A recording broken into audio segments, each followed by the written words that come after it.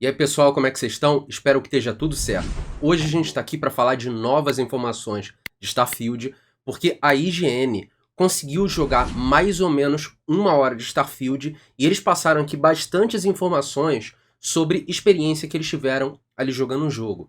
Então agora, por exemplo, não é nada de especulativo, não é nada disso, não é informação passada no Deep Dive. Isso daí é literalmente uma experiência de jogadores que jogaram um jogo e estão passando pra gente qual foi o feeling deles, o que eles sentiram jogando, o que o jogo tá entregando. Porque isso particularmente é muito importante.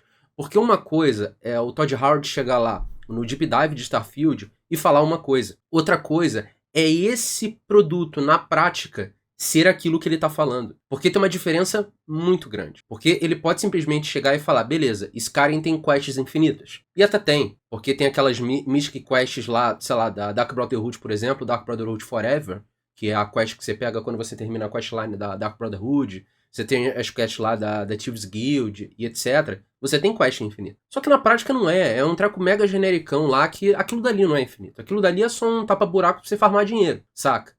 Então a gente tem que ver o que na prática, o que aquilo representa exatamente. Então esses pontos são muito importantes. Por isso que a gente tem que ver exatamente o que é o que. Então essa experiência aqui da IGN é algo muito importante, justamente porque a gente consegue ver efetivamente o que é o produto. Então esses pontos são aqui muito importantes. Então eu separei quais são os principais pontos aqui sobre isso daqui. Beleza.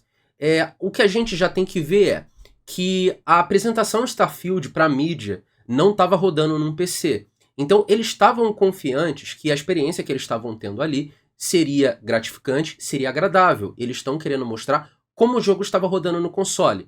Então, ao mesmo tempo que aquela apresentação estava no console, a mídia estava jogando no Xbox Series X no evento. Eu entendo que eles não vão mostrar o Series S, porque o Series S, com toda certeza, vai ter gráficos bem inferiores, porque é um console de entrada, e esse também não é o papel dele entregar benchmark gráfico, porque quem quer benchmark gráfico vai comprar o console mais forte. Isso daí é meio óbvio, não adianta querer falar algo diferente disso, porque quem é entusiasta de gráfico vai comprar o Series X. Por isso que eu tenho o Series X. Por isso que eu tenho meu PC aqui com uma RTX 3070. Essa é a explicação óbvia, saca? Não tem muito o que fugir disso. É exatamente isso, saca? Então eu acho isso bem interessante, que eles estão bem confiantes. Então eles estão entregando o produto focando nisso daí e mostrando como ele está rodando no console. Outra coisa é que a própria IGN disse que a escala e o escopo do jogo é realmente gigante.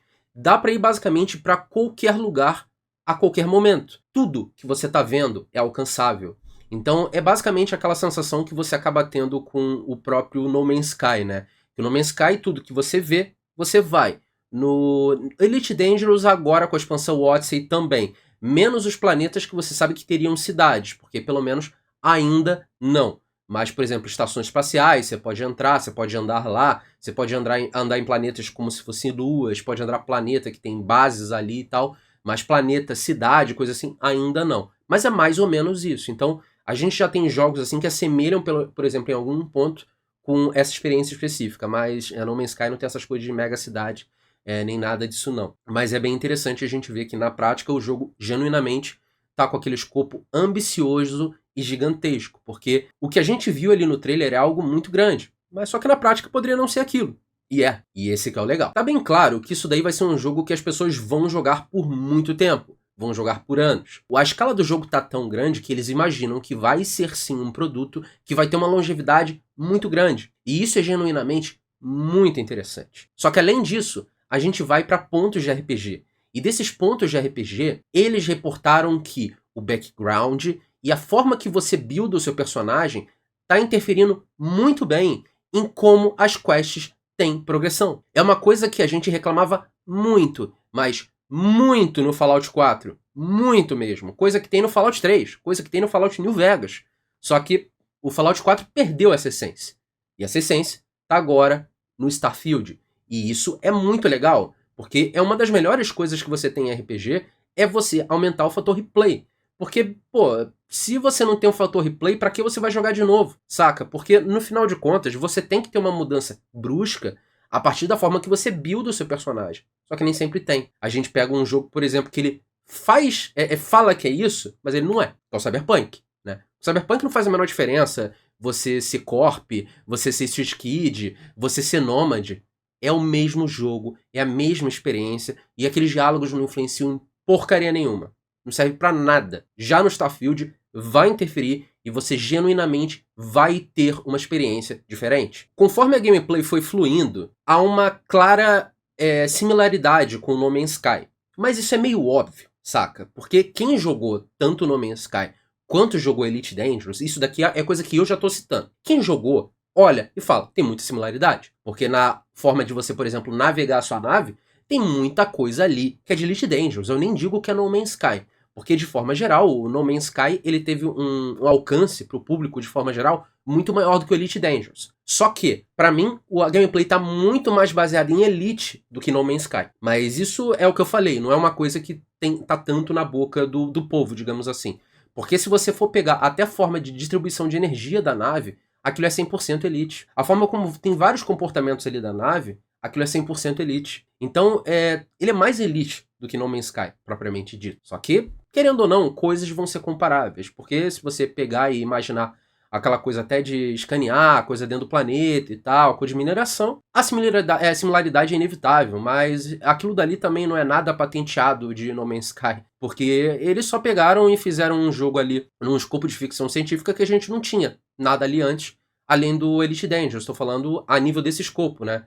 Mas é coisa que a gente sempre viu em filme. Então, como se a gente sempre viu em filme, na real, não vai ser exatamente igual ou parecido aquilo. É porque ficção científica é ficção científica. Tem coisas que estão ali, saca? E se alguém fez primeiro, alguém fez primeiro. Mas aquilo é ficção científica, saca? O meu ponto é esse. Não há nenhuma certeza de raça não humana. O que eu tô dizendo é relacionado a, por exemplo, raças inteligentes. Mas logo no Deep Dive em si, a gente consegue ver que aquele artefato parece ser de origem alienígena. Mas o que a gente não sabe é se, sei lá, é alguma coisa relacionada à viagem do tempo, seres mais evoluídos de uma parte mais distante da galáxia. Mas eu digo alienígena de raça sem ser humana, no caso. Porque, tecnicamente, se você nascer em outro planeta, logo você, entre aspas, já seria um alienígena, né? Eu tô falando no papel. Mas na prática não é exatamente assim. Mas o que eles estão falando ali de seres genuinamente de raça diferente. Não teve nada na gameplay deles disso. E o que, sinceramente, eu acho que se o jogo tiver, a Bethesda não ia deixar a IGN chegar nessa parte. Não ia nunca. Porque seria literalmente um spoiler do jogo. E tiraria grande parte do brilho. Porque se grande parte da questline ali da constelação vai ser sobre você querer entender se você está sozinho no universo a nível de raça inteligente, para que você vai responder essa pergunta ali em um preview de jornalista? Isso nunca vai acontecer. Fazendo referência a uma coisa que eu falei anteriormente, o combate espacial tá bom. Pelo menos de acordo com a experiência deles ali. Do que a gente viu no Deep Dive, dá pra ver que tá genuinamente interessante. Mas o combate não tem como ser complexo.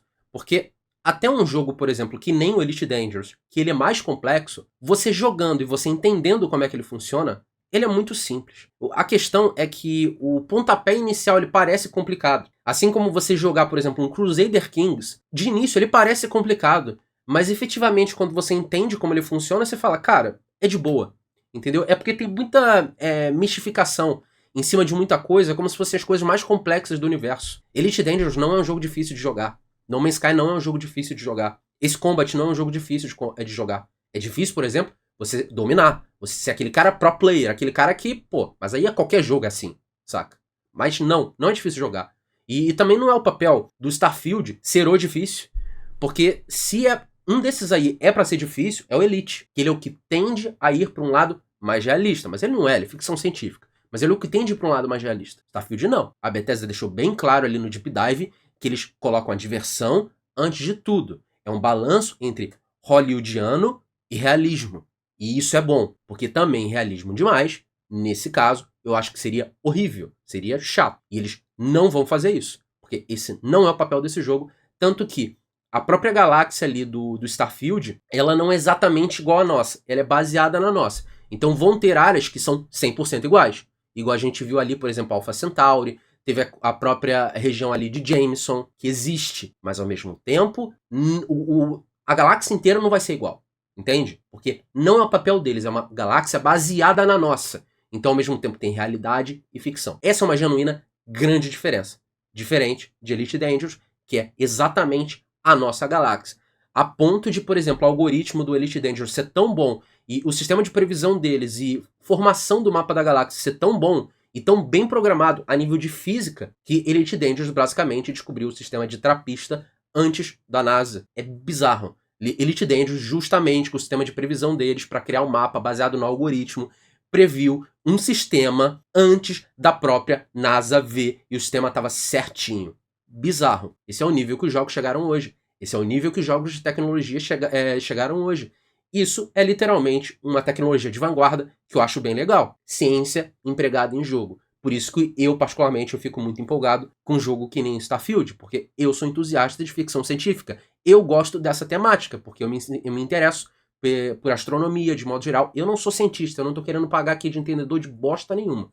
Mas eu sou uma pessoa que me interessa por isso, entendeu? Eu gosto disso. Eu gosto de ler autores. Eu gosto de ficção científica. Eu gosto de ter essa curiosidade aos astros, às estrelas.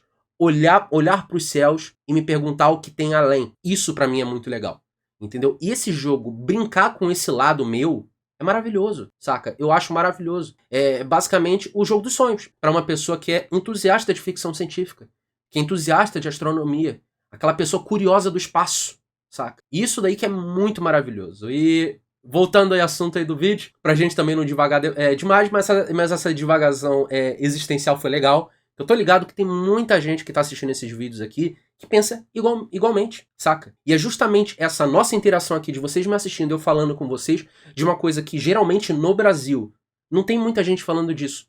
Pelo menos não com paixão, e que é legal você compartilhar um pouco desse sentimento. E é justamente por causa disso que eu acho que meus vídeos ali de Starfield estão meio que explodindo. Porque, de forma geral, a gente vê muito canal falando muita besteira, saca? Falando coisa que não tem nada a ver. Ou então querendo fazer certas presunções relacionadas ao jogo. Cara, não tem muito sentido lógico. Não tem sentido lógico a nível de RPG e a nível de ciência. Mas não vamos entrar nisso, que eu não tô aqui pra alfinetar ninguém. Houve também uma análise do escopo das cidades, né, que foi dito que as cidades se assemelham muito a coisas que a gente tem Oblivion e a Mass Effect.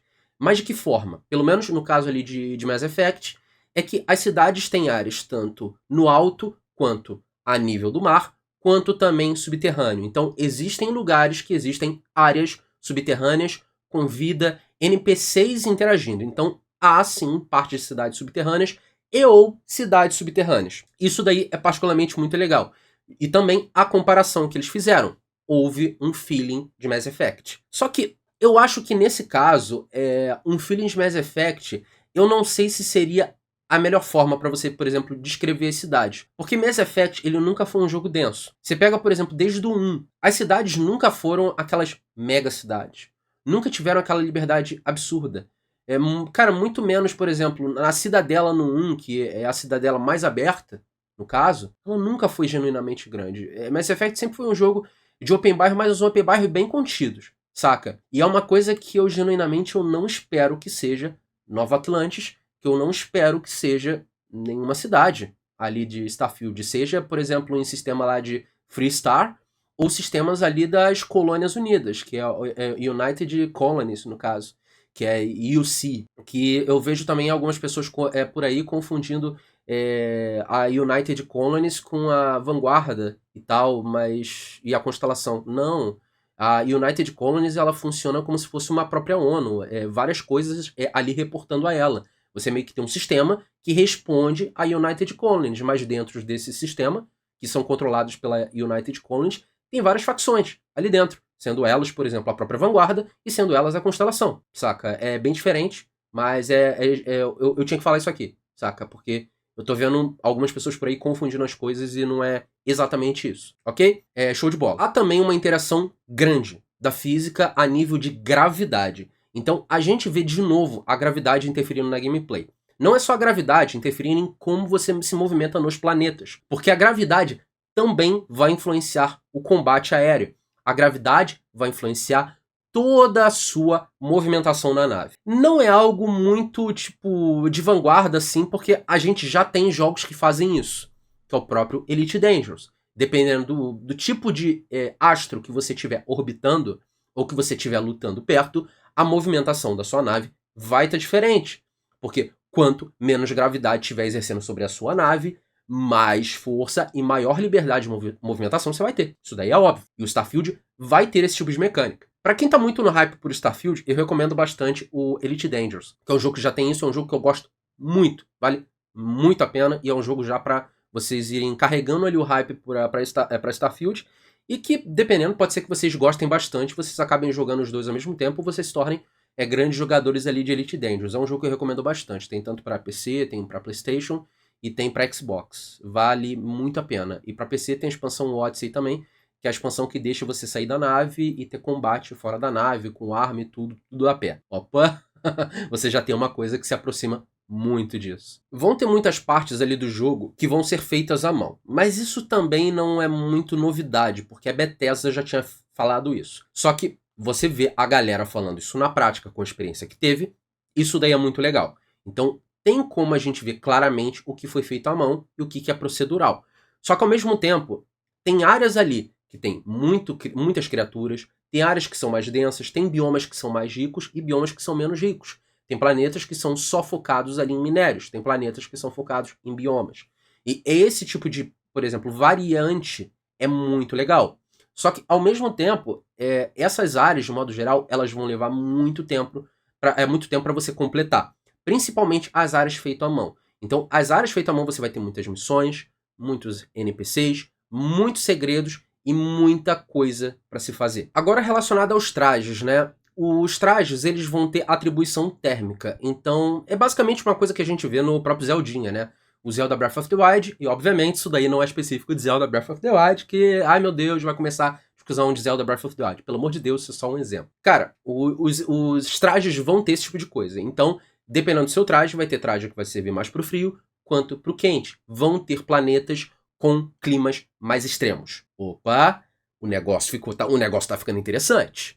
Então pode ser que tenha determinado momento que você vai ter que upar para entrar em algum planeta de ambiente 100% hostil. Isso é uma dinâmica legal, isso é uma dinâmica que tem no No Man's Sky, que eu curto muito. Porque às vezes aquele planeta que você consegue chegar, você não tem condição de chegar ainda porque você vai morrer. E você tem que upar para ir lá. Você tem que se preparar para ir lá. Isso é feeling de exploração espacial. Isso é feeling Star Trek, cara. Chega até a arrepiar aqui. Isso é feeling Star Trek. Isso é maravilhoso. Você ter essas condições climáticas que vão te matar. Você fazer até a exploração que pode parecer existencial ser fatal. Cara, eu tô muito feliz com isso. Sobre facções, isso daqui é meio que chover no molhado, mas tem gente que pode não saber. Eu vou ler exatamente o que está escrito. Existem facções que você pode se unir e outras OX, fora do espaço conhecido. Cara, por exemplo, facção que você pode unir, a Vanguarda. Você pode se unir à Constelação. Vanguarda, no caso, é literalmente aquela facção, a facção que é uma referência a Tropas Estelares, que é uma referência à Federação do Tropas Estelares. E o que seria essa referência? A Federação de Tropas Estelares é uma federação militarista. É literalmente ela que controla aquele mundo humano de tropas estelares. Então, o Império Humano, no caso. E o que é exatamente isso? Você, quando nasce, você não é um cidadão. Você é um civil. Para você ter todos os direitos como cidadão na sociedade, você tem que se alistar, você tem que servir, você tem que ser parte da federação. E no caso ali da Vanguarda de Starfield é a mesma coisa. Para você se tornar um cidadão e você ter direito em um território da Vanguarda, você tem que se alistar, porque você é só um civil. Para você se tornar um cidadão e ter todos os direitos na sociedade como um todo, você tem que se alistar. Isso daí é muito doido e é muito legal. Porque dá dá uma densidade maior a nível político, né? Mas é coisa que eu já tinha falado ali no meu Destrinchando, que isso também não é o papel desse vídeo, mas de qualquer forma eu já tô destrinchando bastante, né? Além disso, o jogo vai ter algum certo tipo de caça. Só que a gente não sabe como é que vai funcionar essa caça. Essa caça pode ser que extrapole para algo que a gente tem no próprio Red Dead Redemption 2, como caça de criaturas lendárias. Mas a gente não sabe até que escopo vai ter essa caça. Pode ser que tenha até também caça-recompensa. Isso daí eu acho que é meio óbvio, né? Eu acho que vai ter. Porque você vai poder se aliar até a Crimson Fleet, no caso ali, que é a facção dos piratas, que eu acabei não falando direito ali na parte ali passada. Mas só para complementar, né, para que uma parte acabou entrando na outra, que eu genuinamente esqueci, que eu acho que também uma motivação para Crimson Fleet existir pode ser essa parte do militarismo ali da Vanguarda e algumas facções ali dentro da United Colonies, que muita gente não concorda, e acabam facções de piratas surgindo. Pode ter pessoas ali na Crimson Fleet que não sejam tão maus e outros que sejam genuinamente maus. Porque eu, sinceramente, eu acredito que a Crimson Fleet ela vai ter muito vibe anárquica, de muita divergência da sociedade. Eles são divergentes da sociedade, só que tem aqueles divergentes que só querem caos, que só querem ver o mundo pegar fogo. Então eu acho que, mesmo sendo uma facção pirata, eu não acho que vai ser pirata por ser pirata. Porque tem um momento ali no discurso do Deep Dive de Starfield que eles chegam e falam que a United Colonies ela não manda, quem manda é a Crimson Fleet. E eles falam de uma forma como se a United Colonies fosse opressora. Então, se eles falam de algum tipo de opressão, eu não acho que seja uma opressão fake. Eu acho que deve ter opressão. Tanto que no próprio universo de Halo tem muita gente que fica contra a UNSC. E tem gente que apoia. Então, eu acho que independente se uma facção de forma geral possa parecer boa, eu acho que deve ter um povo oprimido por ela sim. E esse é um ponto legal de você falar e também de justificar a criação de outras facções, porque você faz muita besteira. E para finalizar, cada planeta vai ter o seu escopo de hora diferente. Ou seja, por exemplo, um planeta ele pode ter 24 horas. Assim como um planeta, a carga diária pode ser que tenha menos de 24 horas, mais do que 24 horas. Pode ser que um dia dure semanas, como existem planetas que são assim. Então, genuinamente, é um sistema interessante. Mas que na prática eu particularmente acho que vai ser bem tanto faz. Pode ser que tenham missões que usem isso. É uma dinâmica legal, dá imersão, mas eu sinceramente eu acho que na prática, na gameplay, não vai mudar muita coisa não. Mas é legal ter. Então, foi basicamente isso, né? De todas essas informações novas aí que a gente tem de Starfield, tanto ali da IGN comentando, quanto de outros lugares. Então, esse vídeo foi basicamente um destrinchar de tudo que a gente teve, e é isso daí. Cara, eu espero que não tenha ficado confuso, porque eu falei de bastante coisa, comentei, analisei alguns pontos aqui também, mas eu acho que esse tipo de vídeo também é genuinamente muito interessante, porque, pô, pelo amor de Deus, né, cara? Meu Deus do céu. Qual vai ser o tamanho do Starfield? Isso me assusta, só que num sentido bom. Então, é isso daí. Eu espero que vocês tenham gostado do vídeo. Não se esqueça de se inscrever no canal, clica no sininho para não perder notificações aí dos próximos vídeos. Clique aí também no curtir, se você curtiu o vídeo e tal, deixa seu feedback aí, deixa nos comentários tudo que vocês acham sobre esse assunto. Então é isso daí e vamos nessa! Valeu demais, pessoal! Tamo junto!